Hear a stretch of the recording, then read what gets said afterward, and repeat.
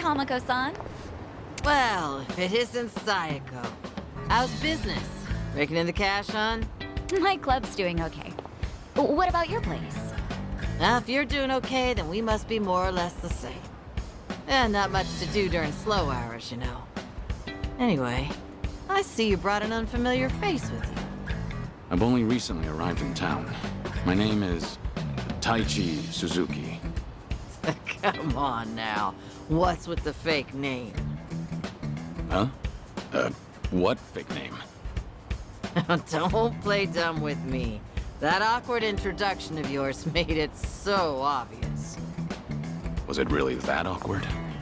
Maybe it's better if we just cut the bullshit with her. Oh, I see how it is. Everyone's already in the know about your alias. Fine then, I'll play along. Taichi Suzuki-san, was it?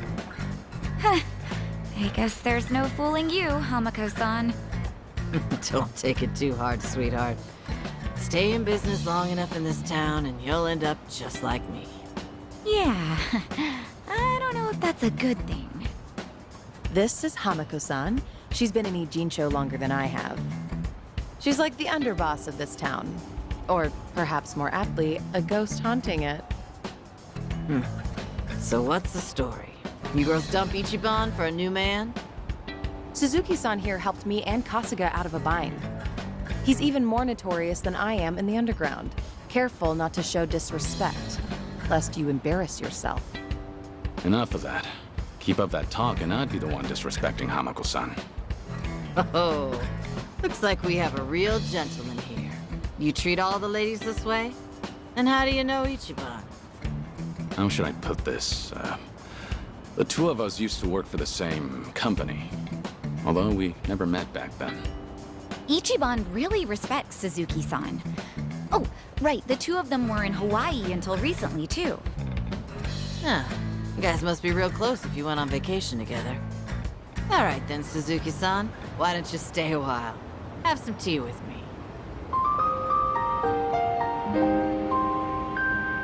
Just you and me?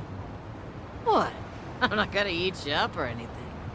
Oh, are you too busy to have one cup of tea with an old hag like me? All right. Let's have that cup of tea. Now we're talking. Head on upstairs. I'll get everything ready.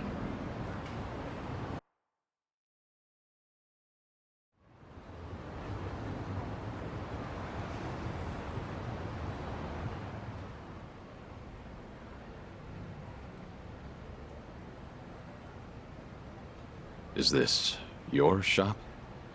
Sure is. On the outside, we're an eating house. Normally, you'd be serviced by some girls. But if you're looking for that kind of special treatment, come back another time. Of course, I'll have to charge you for that. No, I'm fine. We're what society would call a shady business. Remember that politician, Ryo Aoki?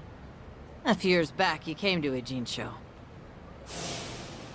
He made this bold claim that Bleach Japan, the MPO, would build shelters.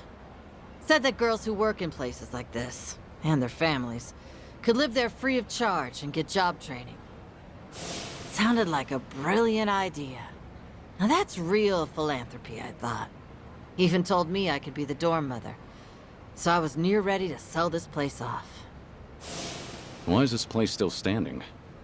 Because that shelter was a bald-faced lie.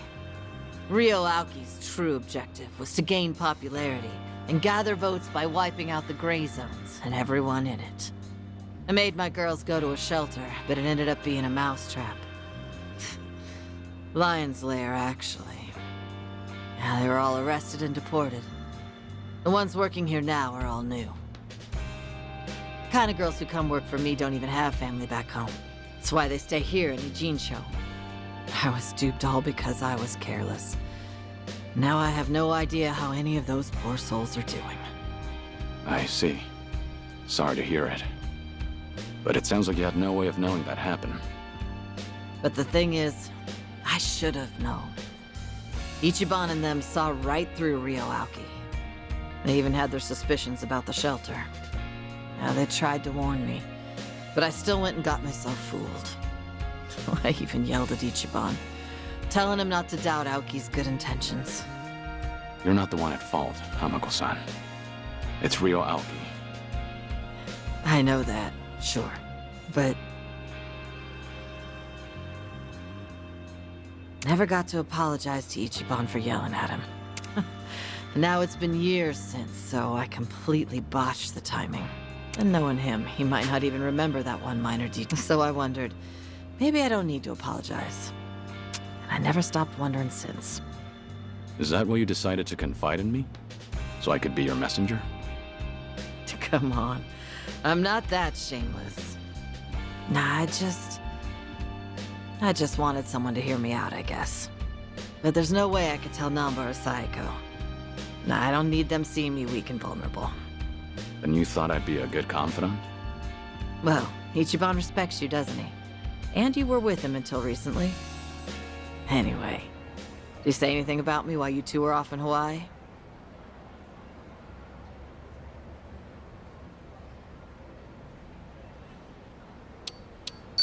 Maybe he did mention something, but I just don't recall. Sorry. Gotcha. I don't think I'll be much help to you, unfortunately. Sorry for taking up your time on my petty little issues. I feel bad. Don't worry about it. We all have those nagging doubts in our heads. You're not alone on that. Even if you want to forget, you can't. Because you never got the closure you needed. Closure. When you get to be my age, you're always gonna have unfinished business. Right. I feel the same way. But recently, some things came up in my life that got me thinking. Tying up all those loose ends made me realize that.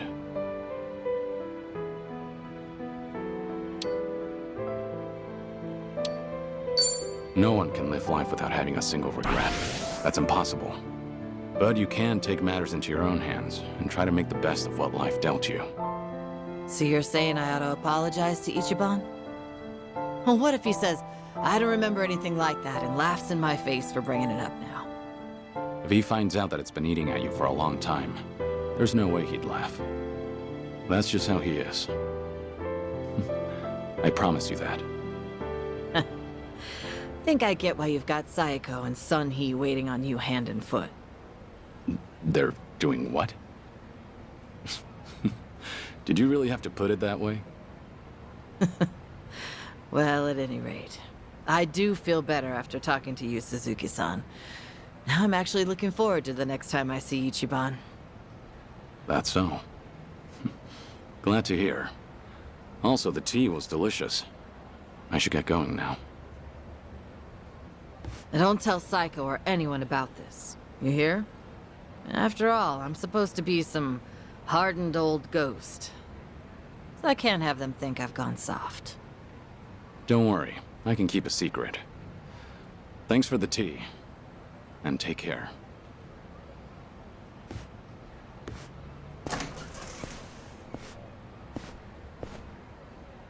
Taichi Suzuki, was it? Whoever he was, he must be a great man.